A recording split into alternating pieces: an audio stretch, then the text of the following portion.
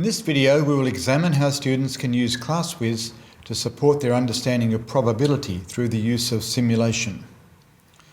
Turn the ClassWiz on and we'll now set it up. We'll start by using calculate mode in this video, so start with menu and number 1. There are two different random commands on ClassWiz that will help students get a sense of randomness. One of these is the random number command down here, which we can get with the shift key followed by the decimal point. Each time the equals key is tapped, a random number on the interval from 0 to 1 is generated with usually 3 decimal places. Tap another one. As you can see, every time we press equals, we get a different number. The number is represented by a fraction in math mode, and I've changed it to a decimal with the standard to decimal key each time. An alternative is to tap the shift key followed by equals, and you notice that automatically we get a decimal result each time. An alternative is to change the calculator in setup to line mode. We'll see shift and setup and the input-output, and we'll change to line mode number 4. This is a good idea, but only for this purpose, because more results will now fit on the screen. So let's get a random number, equals, and then press equals a few times. You can see a succession of results automatically coming up as decimals. In general, math mode is much better, so change it back to math mode after this video. Now, when students generate random numbers like this, different results will be obtained each time, and there's value in comparing results between students or over time, or both, to see the unpredictability of the process. The other random command available is the random integer command, which we can access with the alpha key and the decimal point. You can see in the bottom of the screen. The interval for the integers needs to be given, separated by a comma. So here's a command from 1, the comma you can see is up here, shift and the right parenthesis, and 40, and close the parenthesis. This will generate a random integer between 1 and 40. 25 in this case, and if we tap equals again, it will repeat the same command. 34, we get a fresh one each time. It's not impossible, but it's unlikely we'll get the same one again. So tapping equals repeats the command, and we can generate many random integers in that way. Once again, students can use this command for various experiments, compare their results with each other, and look to see what happens in the long run. If you wish, you can also reduce the font size on the screen in setup, which will increase the number of lines on the screen from 4 to 6. Shift and setup, go down to multi-line font. And if we select one and select a small font, now every time we press equals, you can see we get more results on the screen, but they're quite small. I'm going to change mine back to the normal font. Shift and setup. We can go up to multi-line font and choose normal font. So we don't get as many, but it's easier to see. Now that we've seen the random commands, let's see how they can be used in a spreadsheet so that lots of data can be summarised efficiently. Enter the spreadsheet mode with menu and number 8. You can see the icon for spreadsheet over there. We will simulate what happens when you roll a 10-sided die, with each of the numbers 1 to 10 equally likely to occur. To start, we will use a formula to generate a random integer from 1 to 10 in each of the 45 cells in column A. So with the cursor in A1, where it is now, we'll use the Option key to insert a fill formula command, number 1. Notice ClassWiz automatically adds the equal sign. Now we need to include the command for a random integer from 1 to 10. The alpha and the decimal point is the random integer command, and we want to go from 1 and comma to 10.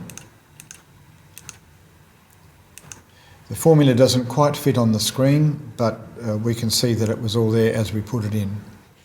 Now we can use the cursor key to edit the range from A1 right down to A45. I'm going to delete that final one and change it to 45. So each cell will contain a formula. Now if we finally tap equals, we will show the formula. And now if we tap equals, we will execute the fill command. And notice that each of the cells now has a random number from 1 to 10. We can scroll down or indeed scroll up to see what all of those numbers are. Check the first few and then we can recalculate to get a new set. How do we recalculate? Option and down and number 4 recalculates. This time it starts with 1, 4, 5 and 7. And if we do that again, recalculate, this time it's 1, 6, 8 and 5. We can just see we're getting different results every time. This is a lot faster and a lot quieter than rolling the die 45 times. The spreadsheet can automatically summarise some of the simulations. For example, let's put a formula in C1 to show the minimum value of the rolls. I've moved the cursor to C1. Now we'll firstly start with the pink equal sign for a formula. And now we have to add the minimum command. So option and down 1, you can see the possibilities: minimum, maximum, mean and sum. So we're going to choose the minimum command, which is number 1. And we have to tell the spreadsheet the minimum of which cells, A1, and we need a colon to indicate the end cell, alpha, and the colon is over here, A45, and there we have the minimum of all of the rolls that have just been generated. Not surprisingly, it's 1. When we roll a 10-sided die 45 times, it's likely that we'll get at least 1, 1. Now let's put the maximum command in cell D1 in the same way. Start with the formula, the equals for the formula, add in the maximum command, which is number 2, and indicate the range of cells involved from A1, and again using the colon, down to A45. And when we do that, we've regenerated the spreadsheet, and you can see in this case the minimum was 1 and the maximum was 10. In the same way, we could put the sum of all of the dice rolls in D2 in exactly the same way. The command starts with the equal sign. We choose the sum command, which is number 4, and we will again specify the range using the pink colon key of the entire A column. And there we go. The sum in this particular case is 272. Notice each time we do this, the spreadsheet is recalculating, so the results in column A are different. And then finally, let's put the mean of all the rolls in cell D3 down here. We could divide this number by 45, but it's just as easy to use the spreadsheet built-in command for a mean. So again, it's starting with the equal sign, and we have to choose mean, which is down here, number 3. And again, in the same way as for the last few examples, from A1 down to A45. And the mean in this case of the 45 dice rolls is 5.888. So now our spreadsheet is ready to use. Every time it is recalculated with the recalculate command, a new set of 45 rolls will be obtained with a new minimum, a new maximum, a new sum and a new mean. So let's try this. Option, down, number 4, and equals. Takes a moment because they have to generate all that data. There we are. The sum this time is 221. The mean is quite small, 4.911, and the rolls go from 1 to 10. Students should do this lots of times and study how it changes. We can do it again. Option, down, number 4, and here we go. This time the mean is a bit larger, and of course the sum is a bit larger accordingly, but we still go from 1 to 10. We are most interested in the mean, which will probably be fairly consistent each time, usually close to 5.5, because the die, remember, has 10 sides and each one is equally likely to occur. Let's do it one more time. Number 4, again. And you can see 5.3 this time.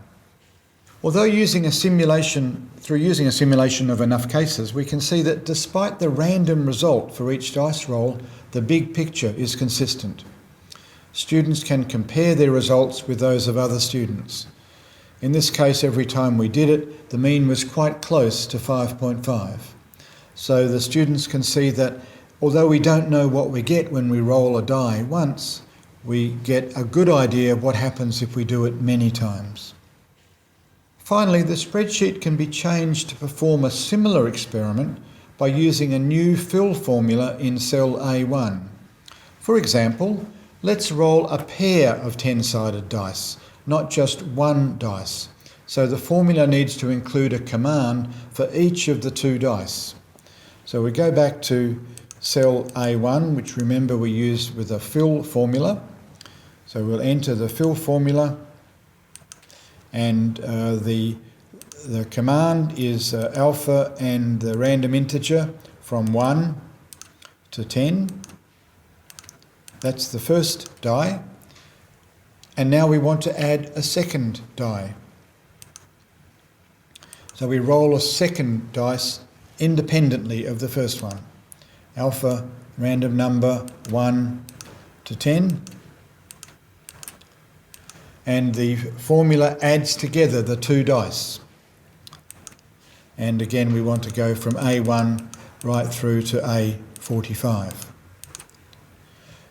So now every time we recalculate now, we'll get a new set of 45 rolls of a pair of dice. Let's do that once and see what happens. Takes a bit longer because there's a bit more work to do. So you can see here the rolls in column A1, and you get an idea of the size by scrolling around. We can scroll up as well and see what's happened. And over here we have the summary. The smallest result was 2, which is what you'd expect. 2 10-sided dice, they've got 1 each. The largest result was 20. That's as many as you could possibly get. And the mean is close to, in this case, 11. Of course, we wouldn't do just one simulation. Let's do it again.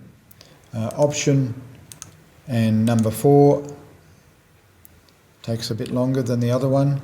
We can see here again we went from 2 to 20 and the mean this time was exactly 11. And let's do it another time. And we can see a lot of consistency, but a bit of variation as well. So in this case, the smallest value was a 3, there wasn't a 2. And the largest value was 17. There wasn't an 18, a 19 or a 20. And the mean was a bit smaller. And maybe just one more, option 4. And here again we've got something a little bit more typical. The mean 10.9, close to 11, and the minimum 2 and the maximum 20.